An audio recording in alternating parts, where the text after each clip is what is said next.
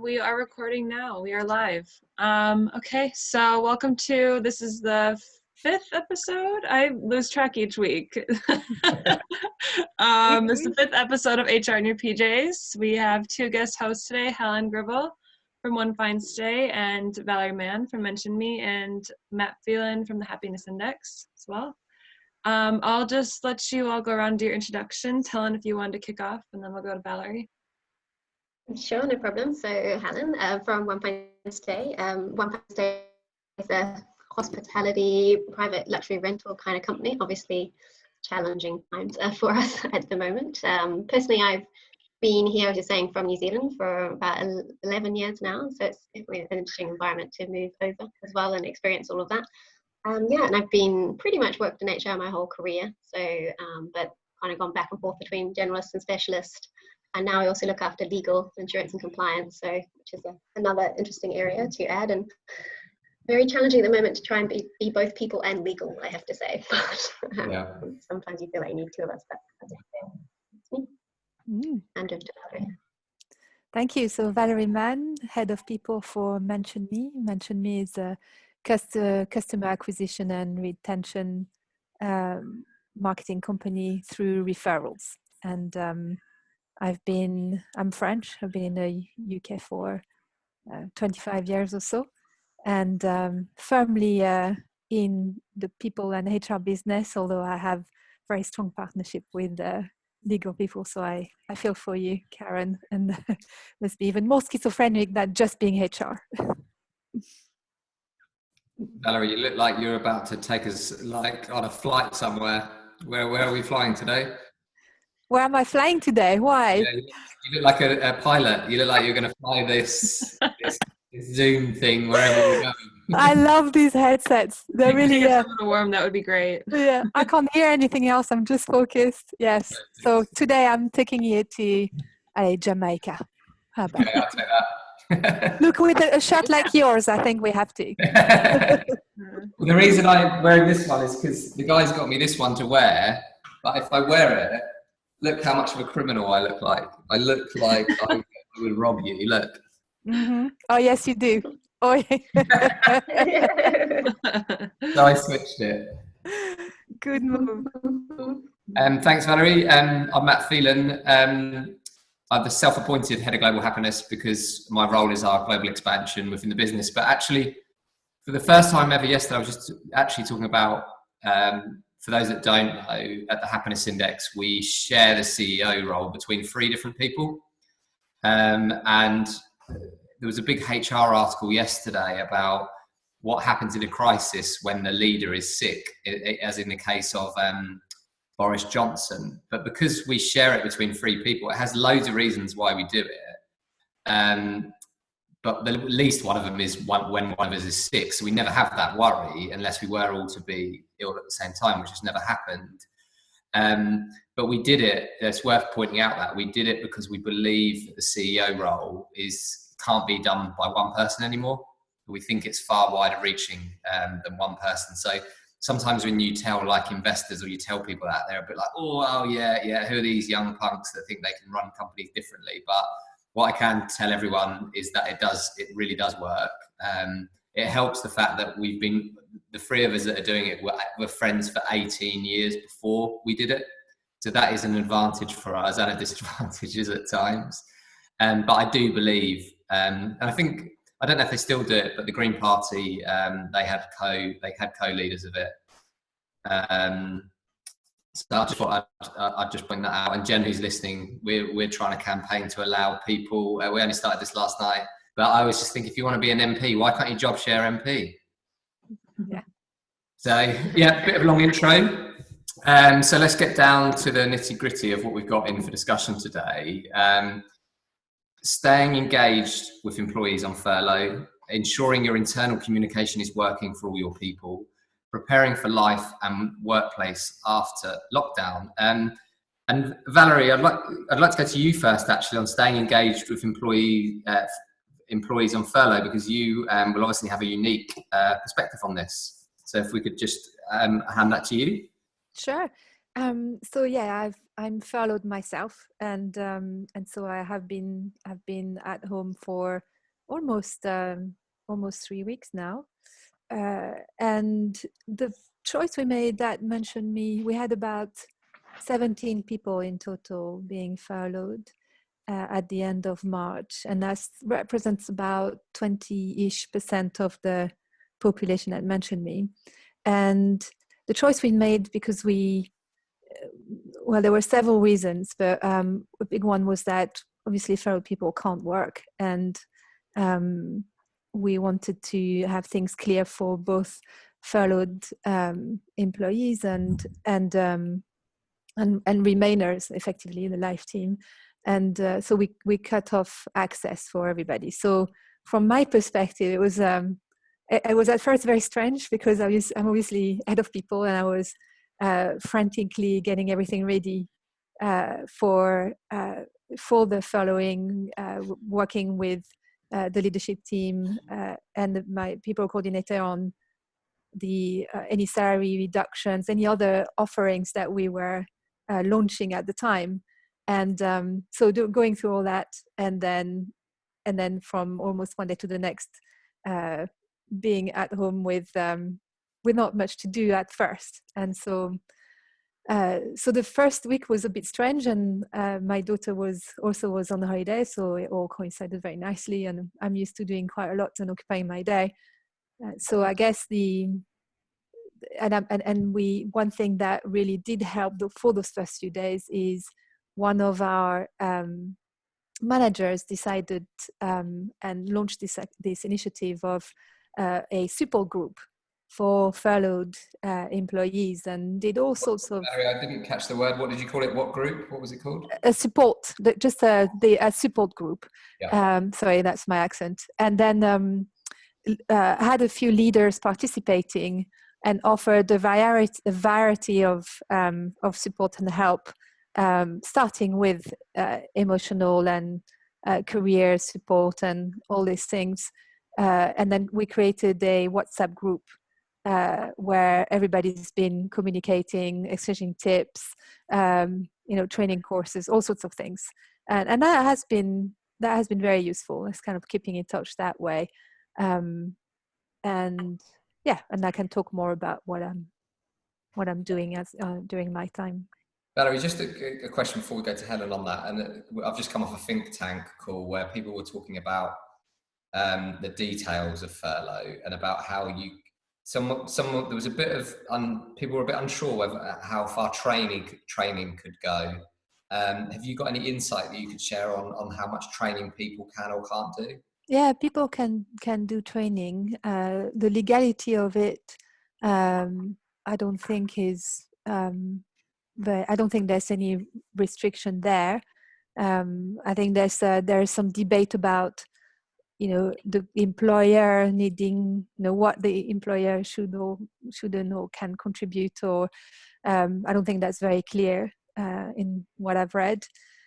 But there is so much free stuff out there in any case, that and actually during furlough, and I've just come off another webinar about this same topic, where really people are using that time to train themselves and for what happens when we all go back to whatever it will look like then.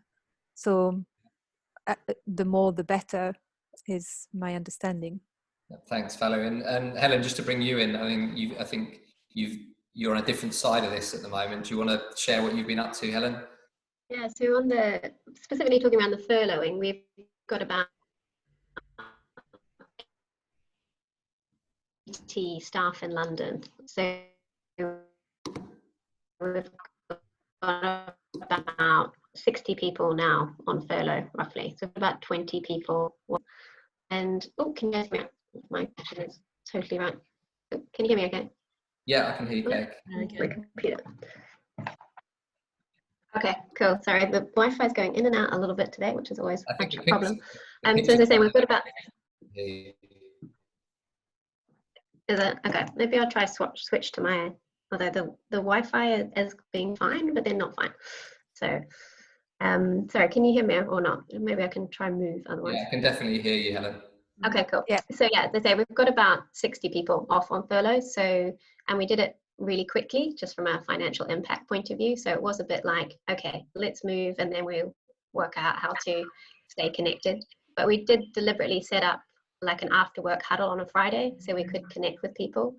And also on a Wednesday, we deliberately called the huddle after work, even though it was at 5 o'clock, which isn't normally after work on a Friday. Oh, sorry, on a Wednesday normally, but that was kind of a deliberate action. And we just do quizzes, and we do fun kind of topics. It's just an element, an opportunity for people to connect in. So that's the main way we've sort of initially done it. And then we're looking at things like Wellness Wednesday and allowing people to share their tips on their best yoga classes or whatever it might be. So yes, it was not particularly thought out, I would suggest, other than setting up the after work thing on a Wednesday. That was the only thing we did, like, okay, let's do that. And then we had to move 60 people overnight, basically. Is it, you say obviously you just were running with it and did what you thought. Have you learned anything from it? If you were to do it again, how would you do it differently, Helen?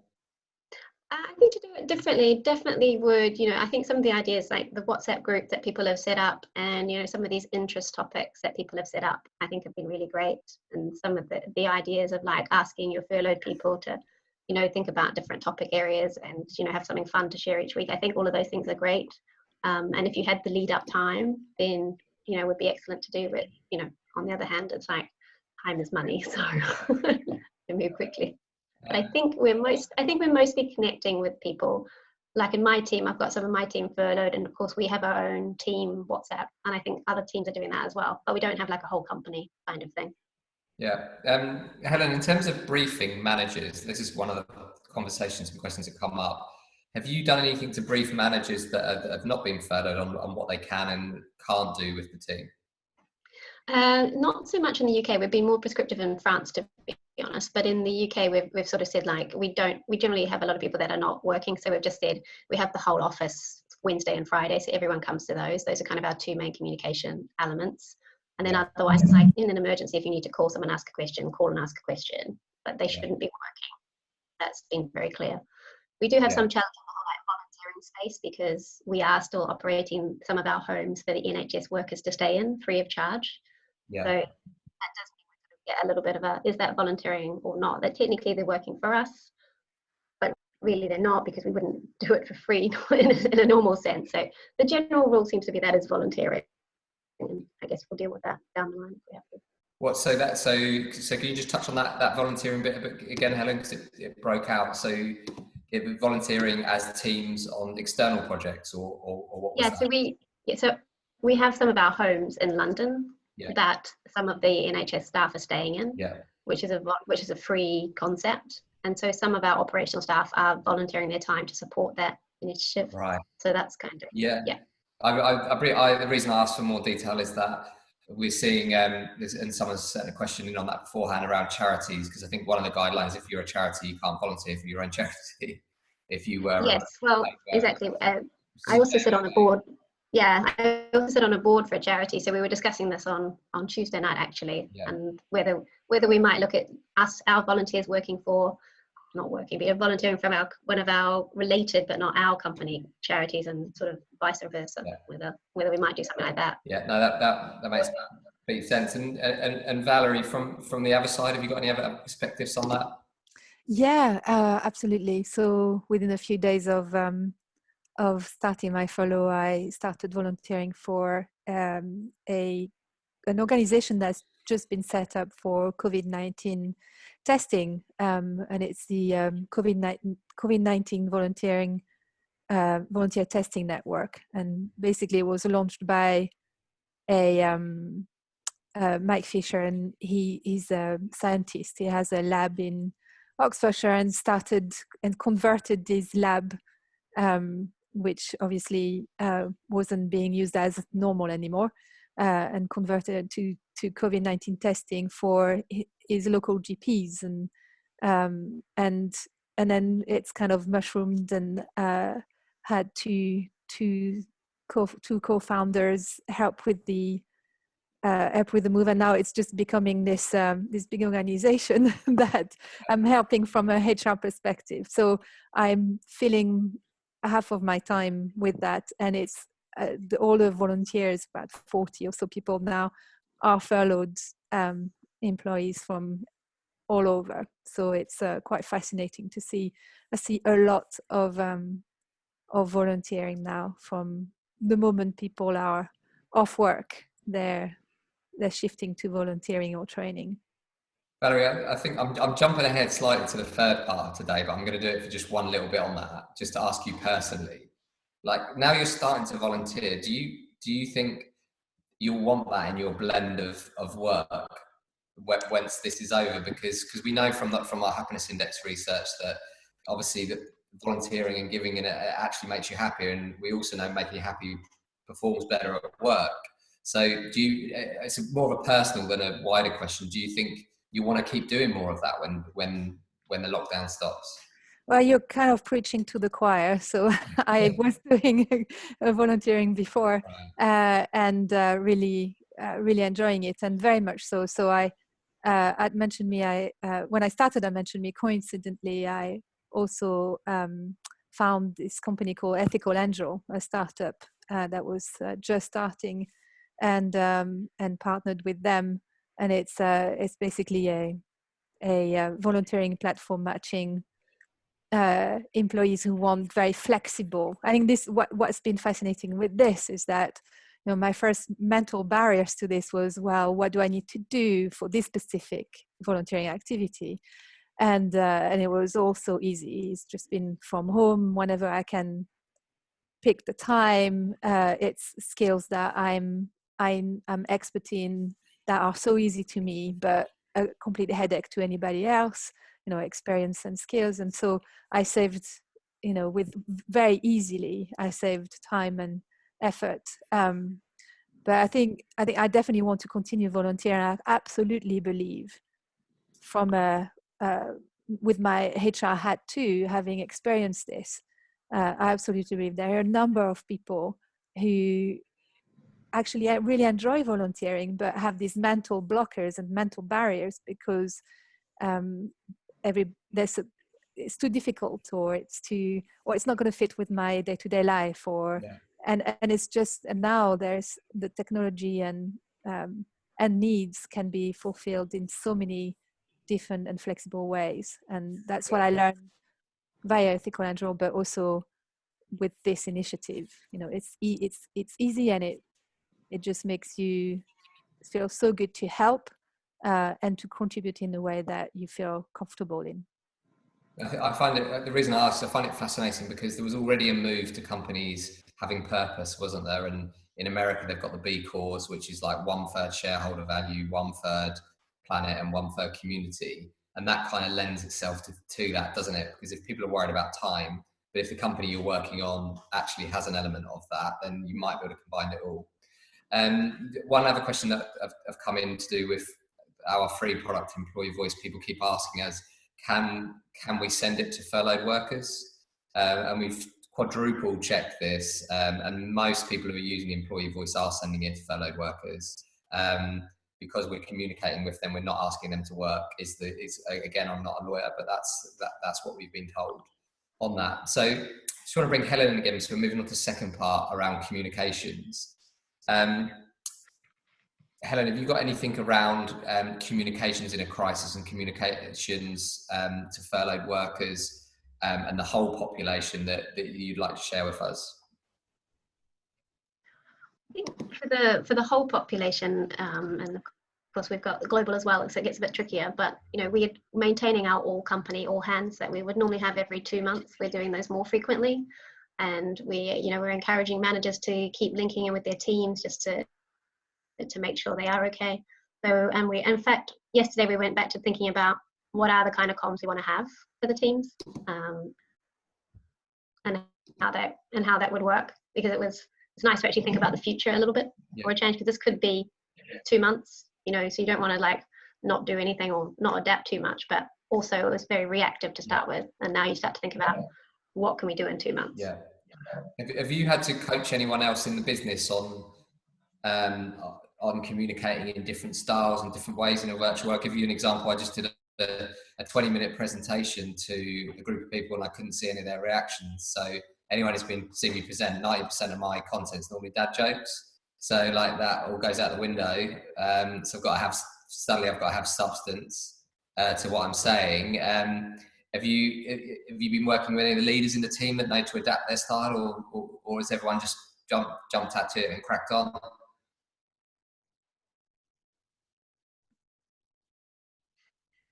We haven't had any like requests and we're not, I guess, testing the reactions too much, if that makes sense. We're getting good quality feedback and whether the employees are understanding it. And so I did actually ask, as one of the things we talked about yesterday, is like, how did people react to the furloughing? Like, what was their feedback? You know, how did that process work for them? Because it was very quick, as I mentioned. So we're checking in on that. The main thing we're just saying to our leaders is just keep talking. Like, it doesn't really matter exactly what you're saying, but, you know, just keep the connection. You know, we have our daily team huddles, which are just talking about one of our values and a little bit of a content, which even I don't mind if they don't exactly use it, but it's just a good excuse to do the daily check-ins. Yeah. That is with our working staff. A little bit different with the furlough team, of course. Yeah, Valerie, I just want to bring you in on a point there, because I know you're slightly obsessed with human behaviours as I am. A lot of questions we're getting a lot, and it's a self-serving question because it's a thing with my own population. We have a lot of techies, a lot of introverts. So most people here have rocked up to HR in your PJs and they put their cameras on, all that kind of stuff. And I found it great that I can speak to people in their homes and stuff, but we've got a lot of introverts out there that don't necessarily feel comfortable communicating via a Zoom video. Have you got any tips or advice or any thoughts on how you could communicate with an introvert? Well, it's kind of interesting because especially in tech, they are actually very used to, a lot of them are used to working from home and enjoying that, and getting the information in different ways. So in my belief in human nature just generally is to ask them what works for them. And at the very beginning of all of this, and when we started working, or we were working remotely, I went to quite a few of our techies who are used to working from home and have adapted coping mechanisms with it. And so helped. I asked them what tips we should have really, and what tips we should give to everybody to work with, because a lot of the team would have been clueless really. And so I think there's I would just generally ask anybody, including introverted people, and in whatever shape or form is actually useful or actually works for them, whether be it a survey, be it they're generally actually our techies were the ones who had the highest response to our engagement survey and ideas or competitions or whatever. But I also found that they were the first ones who came up with suggestions for activities and social activities during this whole, and during this the beginning of our working from home phase.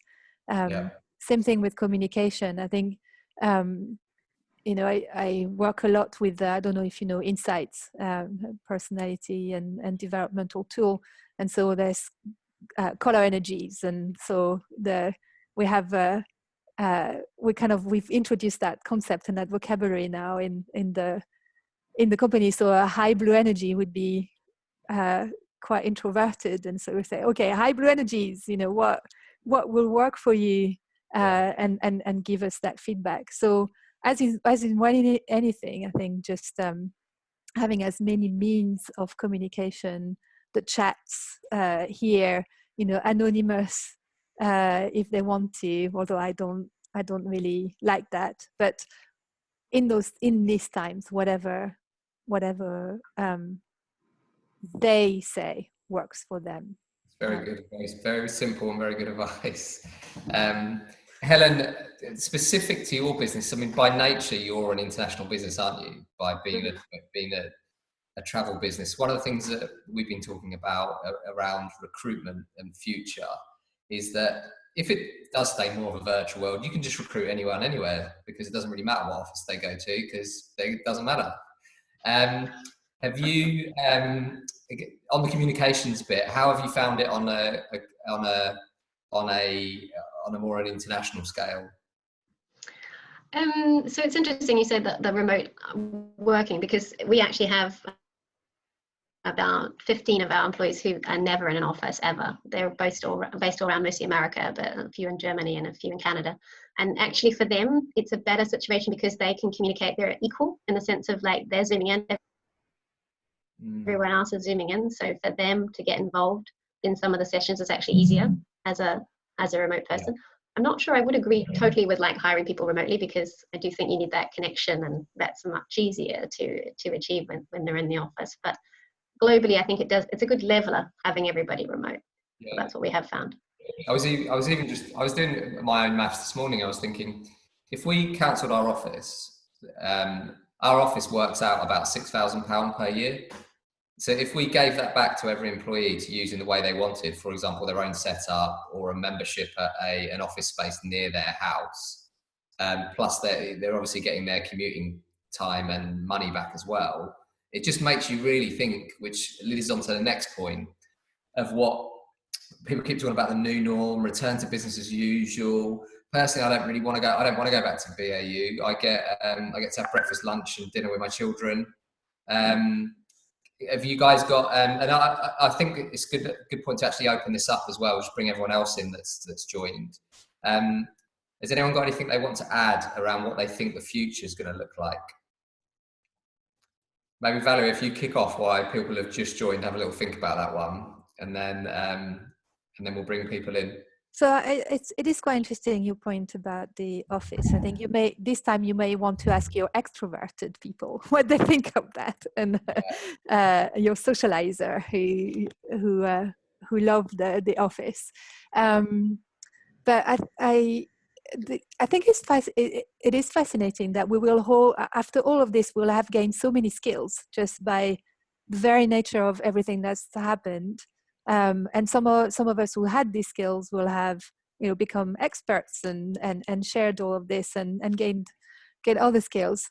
What was interesting in the webinar I just attended was companies or this particular company was preparing, using this period to really have a very active dialogue about career pathing and really continue the conversation around, okay, we've been talking about your development as a team member, but let's get serious now. We've actually got time for you to do this, and let's talk about, even if we don't know 100% what this will look like, let's talk about what you want to do and how we can and let's talk about the potential. Let's have that dialogue around what that may well look like. And if you're continuing this dialogue, and if you continue as a company with the very transparent leadership, which you're a very transparent leader, Andy is a very transparent leader at Mention Me, and so is the team.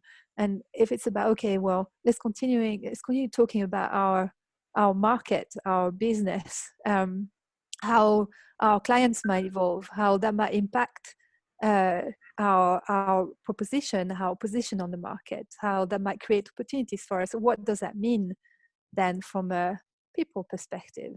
And in a way, we've always had this debate about what does flexible working really look like, and this has completely catalyzed and accelerated this thinking. So what it will be like, it's very difficult to tell, but it feels like people will have really had a unique, and somewhat not fun at all, but a learning and a perspective that they will have developed that will define their choices in a very different way that would have done a few weeks ago. Even at a very basic level, I used to interchangeably accidentally use the term remote working and work from home, because actually I've always remote worked, but I've never really worked from home, because I go to a coffee shop or I go to somewhere and then meet people in between. So it's a totally different thing, isn't it? Being confined to your house and remote working.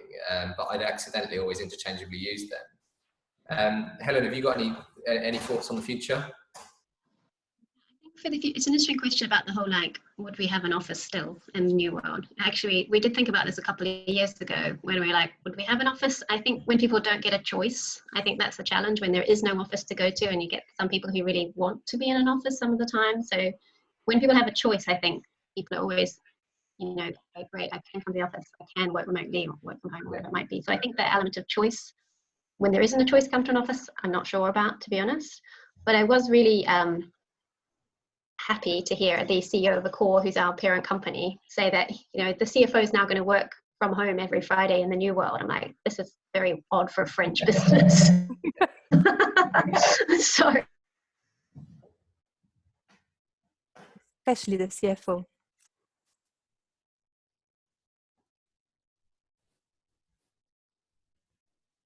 I'm like, we've met, they were anti the whole like, I think I lost yes, but that's positive. So I think more conversation will happen moving forward, and we'll have to see what's going to be the highlight.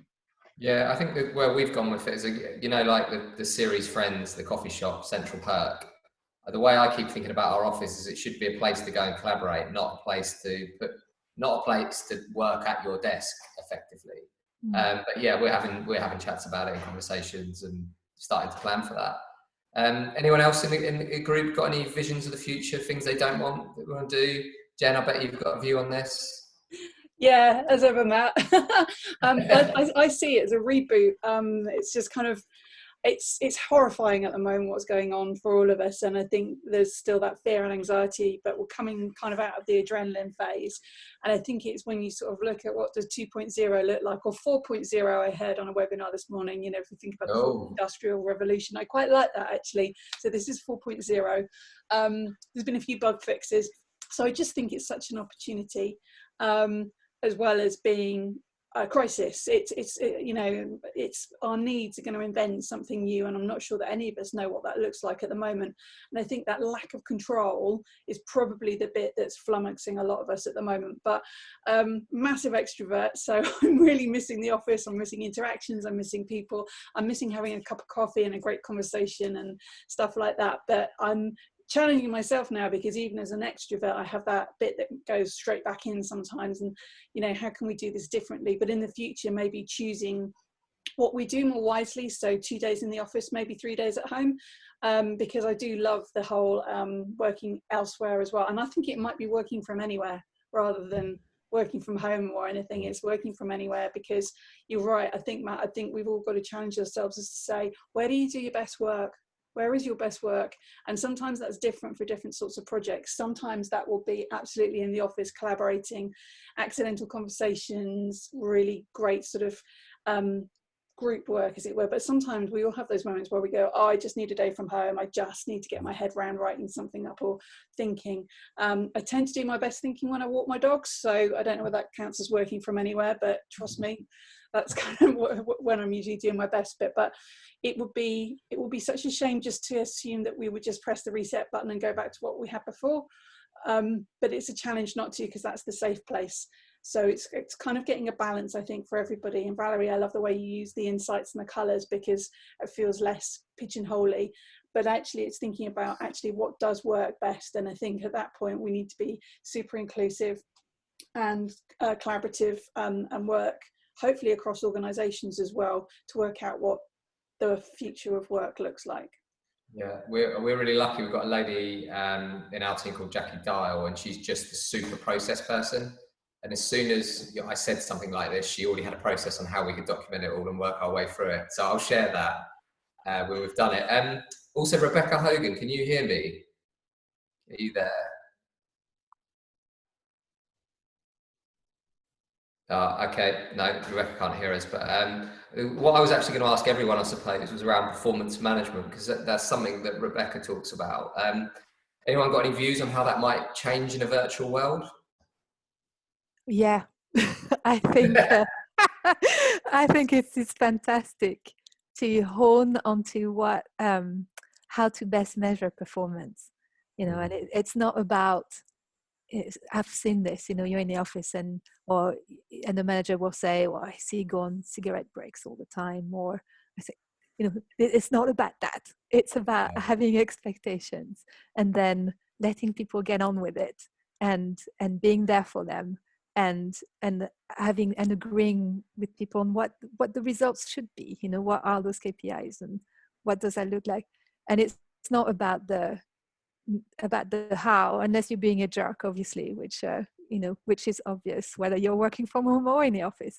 But for me, it literally just crystallizes what after the moment of panic and all of that, I think it's a super helper for all of heads of HR and people around the world to say, hey, this is how you can do it now, rather than some weirdness around I can't trust them. It forces trust. Yeah.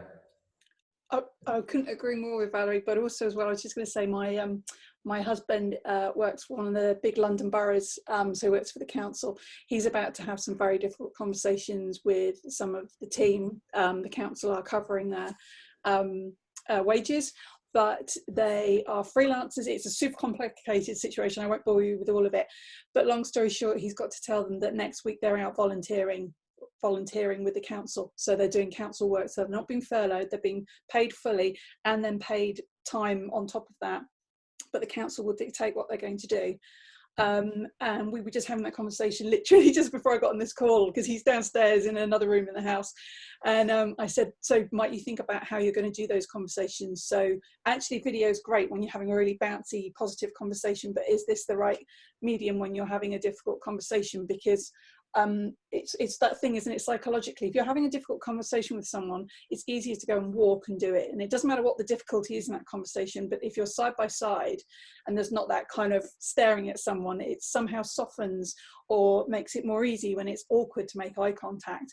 So I said to him, I said, are you going to make me make phone calls rather than video chats? And he said, yeah, he's going to make some phone calls this afternoon rather than doing video chats, because we're all a little bit obsessed at the moment, aren't we, with going, get the VC on, brilliant, I want to see your face, and that's great. But how do you have a difficult conversation? And ironically, I was on the CBI webinar, the daily one that they do on COVID-19 this morning, and the CMO from Microsoft was talking about, he thinks we've got into that stage now where it's like, okay, how do you have those difficult conversations? Because if it's not performance related, it will be around your work situation potentially, and some of you will have already done these, but the thing is you might have been able to do them in different ways. But I'd love to hear from anybody who's got some good advice on this, because it's the sort of thing now where I'm hearing an appeal next week, and it's one of those things where we're gonna use Teams. We're gonna do it with video, but if you've got any top tips and then I can share things back after I've done it as well, I'm really happy to do that, because I think it's going to be tough. Someone I follow on Twitter tweeted last week, am I the first person who got dumped on Zoom?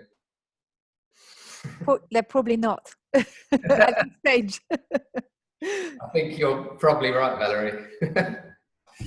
It'll be tricky. I think